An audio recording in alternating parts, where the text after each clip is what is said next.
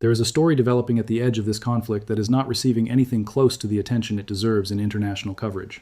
And it involves a country with no real strategic reason to be in this war, no military capacity to shape its outcome, and no geographic proximity to the battlefield itself. And yet, its president has inserted it into the conflict anyway, loudly, publicly, and repeatedly. Now Iran has answered. Not with a missile, not with a military threat, with something quieter and potentially far more consequential. A formal warning carrying real diplomatic and economic weight. Argentina has just received an official diplomatic warning from Iran. And that matters for one reason above all others, because when a country this distant is pulled into a war this dangerous, it means the map of the conflict is already expanding in ways most people still are not seeing clearly. The Iranian Foreign Ministry, through its Director for the Americas, a senior institutional figure speaking through official diplomatic channels, not social media, issued a formal communiqué accusing the Argentine government of providing what it described as shameless support to the United States and Israel in the context of the Middle Eastern war. The statement identified three specific points of concern. First, that Argentina's official declarations are insulting, hostile, and anti-Iranian in character. Second, that Argentina is violating its international obligations by aligning itself with what Iran characterizes as American and Israeli military aggression. And third, and this is the part that carries the most practical weight, that this support will bring Argentina international consequences. That last phrase, in the language of formal diplomacy, is not rhetorical. It is a structured warning with specific implications. And to understand why it matters, we need to understand both what Argentina's president has been doing and what Argentina actually has at stake. If this kind of analysis, connecting the dots between regional conflicts and their global political ripple effects, is what you are looking for, subscribe right now. We cover the full picture, not just the headline.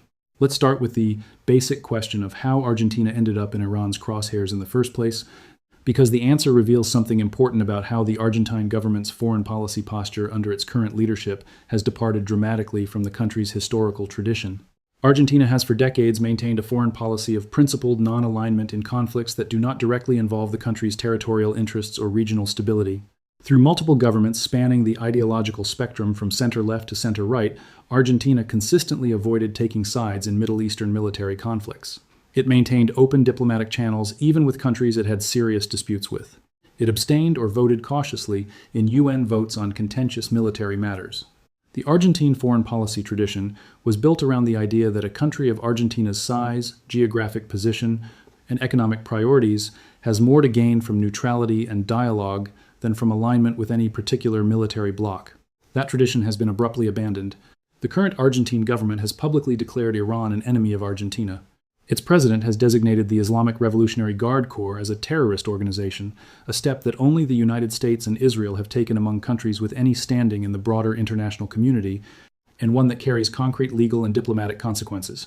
Argentina voted against a UN General Assembly resolution calling for a ceasefire in Gaza, a vote that placed it in a tiny minority alongside the United States and Israel against the overwhelming majority of the international community.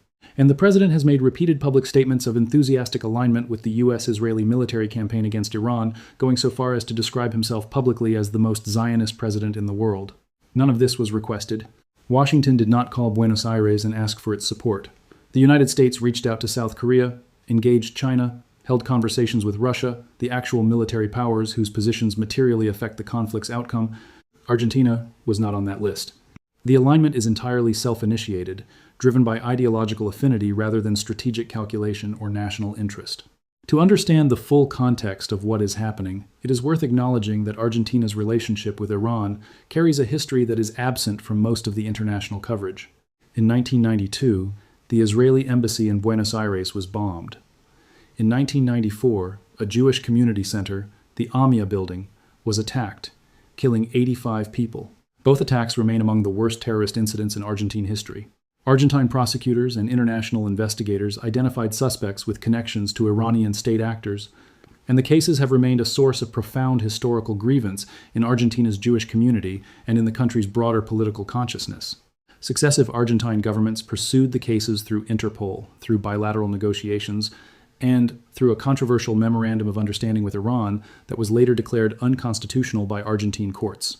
This history means that the current government's confrontational posture toward Iran is not purely ideological novelty. It draws on genuine historical wounds.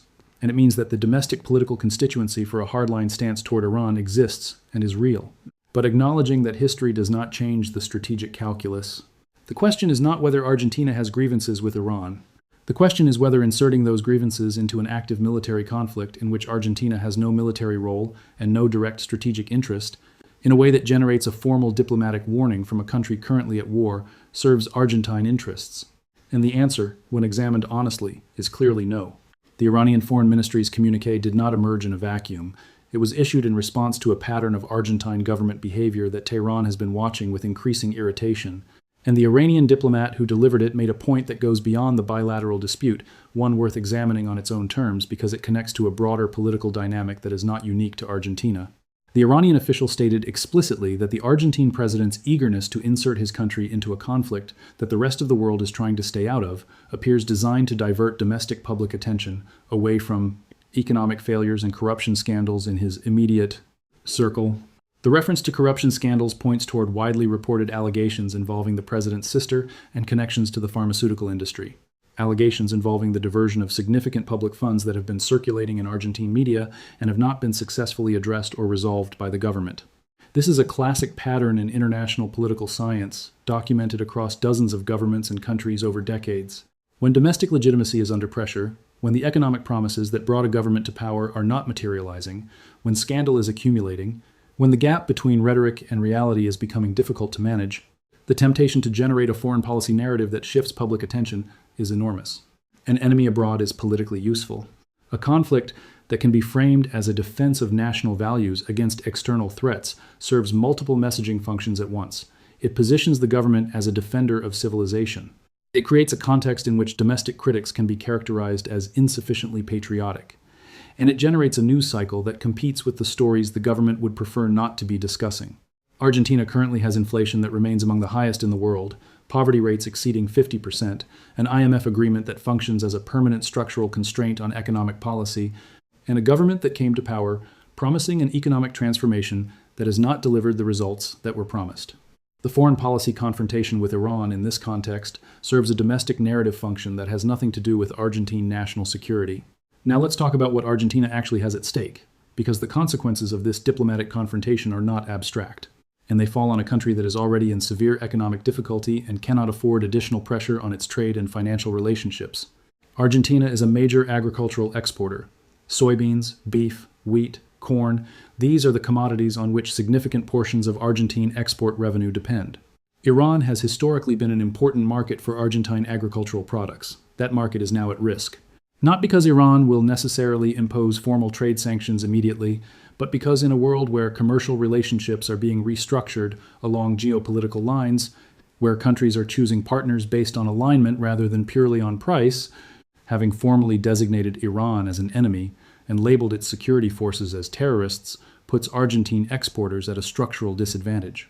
Beyond the direct trade relationship with Iran, there is the broader question of Argentina's relationships with Iran's allies. Iran is a BRICS member. China and Russia, countries that are critical economic partners for Argentina, providing investment, trade, and in China's case, massive agricultural purchases, are aligned with Iran in this conflict. They are not going to impose sanctions on Argentina over its foreign policy statements, but they are going to take note. And in the context of future negotiations over investment, trade agreements, and financial arrangements, Argentina's demonstrated willingness to align itself completely with Washington and Tel Aviv, while the rest of the world maintains studied neutrality, is a factor that will be present in every room where those negotiations happen. Argentina was previously considering BRICS membership before the current government took office and reversed that application. The reversal was ideologically motivated.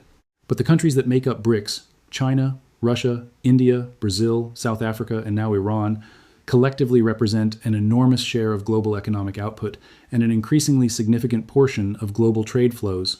Positioning Argentina as an enthusiastic opponent of that bloc while in the middle of a debt crisis that requires international financial cooperation to navigate is a strategic choice with consequences that extend far beyond the current conflict. The contrast between Argentina's posture and that of every other significant country in the Americas is stark and instructive. Canada, a NATO member, a country with F-35 aircraft, a country with close security ties to the United States and real military capacity, has maintained studied neutrality throughout this conflict. Brazil, Mexico, and Colombia have all maintained positions that are either explicitly neutral or subtly critical of the U.S.-Israeli campaign without taking confrontational stances. Even the European countries that host American military bases and have defense relationships with Washington that dwarf anything Argentina has are working to limit their exposure. Spain explicitly asked the United States not to use its bases for operations related to the conflict. NATO pulled its military advisors from the Middle East theater. Italy and France negotiated separate arrangements with Iran to ensure their commercial shipping could continue moving through the Strait of Hormuz without interference. The pattern across virtually every country in the world, regardless of its general political orientation or its relationship with the United States, is the same. Stay out, minimize exposure, protect commercial interests, keep diplomatic channels open. The universal instinct of governments watching this conflict is to create distance, not to volunteer for the front line. Argentina, under its current leadership, is moving in precisely the opposite direction at a moment when even the United States itself is looking for an exit. Trump has already lifted some sanctions on Iran in what multiple analysts interpret as a signal of willingness to negotiate a face-saving off-ramp. The country whose war Argentina has enthusiastically endorsed is quietly exploring how to end that war without losing too much face. And Argentina is still publicly doubling down on the confrontational stance. There is a particular irony in the Argentine president's claim that his country could serve as an energy supplier to Europe to replace the supplies being disrupted by the Hormuz closure. The Strait of Hormuz handles approximately 20% of the world's daily oil and gas trade. The idea that Argentina's energy production capacity, significant as it is in regional terms, could substitute for the disruption of 20% of global energy flows is not a realistic energy policy proposal. It is a political statement dressed up as an energy strategy, and it is the kind of statement that damages the speaker's credibility with serious interlocutors rather than enhancing it. Europe is managing its energy crisis through a combination of emergency measures, accelerated renewable deployment, and in some cases quiet diplomatic arrangements with Iran itself. The idea of turning to Argentina as the solution to a Hormuz disruption does not reflect how European energy procurement actually works, and European energy officials know it.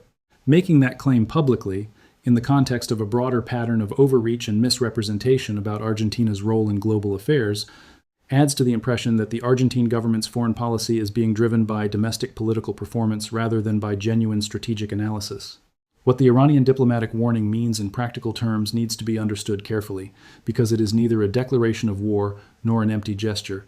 When a country's foreign ministry formally warns another country that its behavior will carry international consequences and affect its international responsibilities, the specific mechanisms through which those consequences might manifest include the following: multilateral forums where Iran has influence, the UN, BRICS platforms, and regional organizations where Iranian alignment with other major powers gives Tehran leverage, become environments where Argentine interests can be quietly blocked or complicated. Trade relationships that run through Iranian-aligned networks become less accessible. In any eventual negotiation toward a post-conflict settlement in the Middle East, Argentine interests in energy, agriculture, and financial arrangements with regional powers become potentially subject to Iranian input in ways that would not have been the case if Argentina had maintained neutrality. None of this is immediate, none of it is catastrophic in isolation. But for a country already navigating a severe economic crisis, an IMF debt obligation, and the need for maximum international goodwill to support its economic recovery, adding Iran and its network of allies to the list of adversaries is simply a cost the country cannot afford, and that serves no identifiable Argentine national interest. The broader lesson here extends beyond Argentina, and it is worth naming clearly.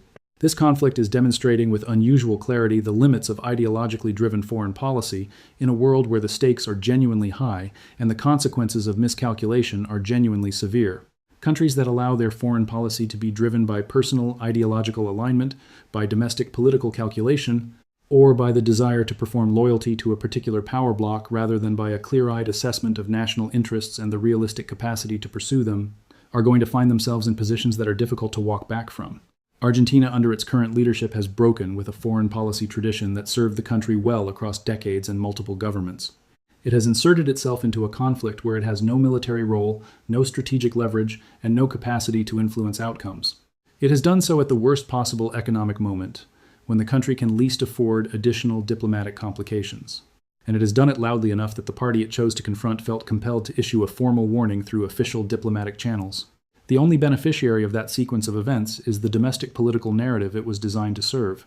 The cost is being paid by the Argentine people in economic relationships strained, in diplomatic flexibility surrendered, and in the reputation for principled neutrality that took decades to build and can be destroyed in a single news cycle.